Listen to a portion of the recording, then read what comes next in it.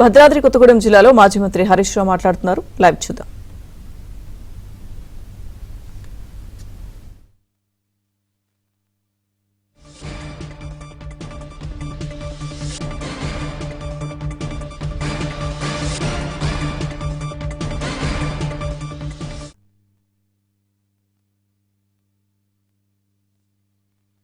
మూడు శాఖలు ఉన్నాయి. విద్యాశాఖ, హోంశాఖ, మున్సిపల్ శాఖ. మూడిట్లో కూడా అట్టర్ ఫెయిలే. ఖమ్మం జిల్లాకు 3 మంత్రులు ఉండి చేసింది గుండు సున్నా. రేవంత్ రెడ్డి 3 శాఖలు పెట్టుకొని చేసింది కూడా గుండు సున్నా. ఇలా విద్యాశాఖ మంత్రిగా ప్రైవేట్ స్కూళ్లలో ఫీజుల నియంత్రణ చేయడంలో రేవంత్ రెడ్డి ఫెయిల్ అయిపోయింది. మున్సిపల్ మంత్రిగా పారిశుద్ధ్య నిర్వహణలో దోమల బెడద నుంచి ప్రజల్ని కాపాడడంలో రేవంత్ రెడ్డి ఫెయిల్ అయిపోయింది. హోంశాఖ మంత్రిగా శాంతి భద్రతలు కాపాడడంలో, ఆడపిల్లల మీద అత్యాచారాలు జరగకుండా నిరోధించడంలో రేవంత్ రెడ్డి హోంమంత్రిగా కూడా ఫెయిల్ అయిపోయింది. కానీ ఒక్క దాంట్లో పాస్ అయింది.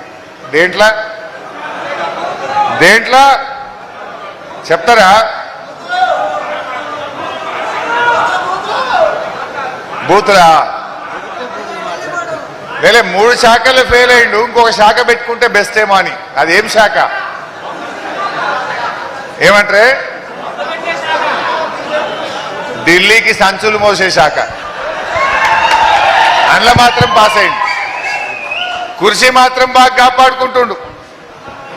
ఢిల్లీకి సంచులు మోసుడు, కుర్చీ కాపాడుకుంటు, గన్ల మాత్రం సక్సెస్ అయ్యిండు.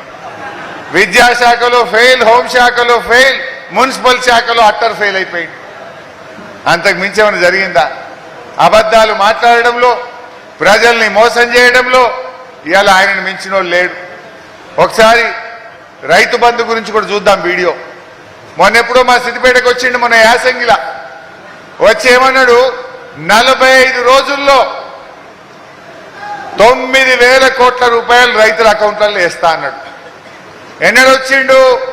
మార్చి 22వ తారీఖు నాడు సిద్దిపేటకు వచ్చి 45 రోజుల్లో రైతు భరోసా అందరూ రైతులకు అన్ని ఎకరాలకి ఇస్తా అన్నాడు. మరి పడ్డదెంత? 2 ఎకరాలు. కొంతమందికి ఎకరమే పడ్డట్టుంది అసరావుపేట్ల. పబ్లిక్ మీటింగ్లో ఏ రకంగా పచ్చి అబద్ధాలు ఆడిండో ఒక్కసారి చూడండి.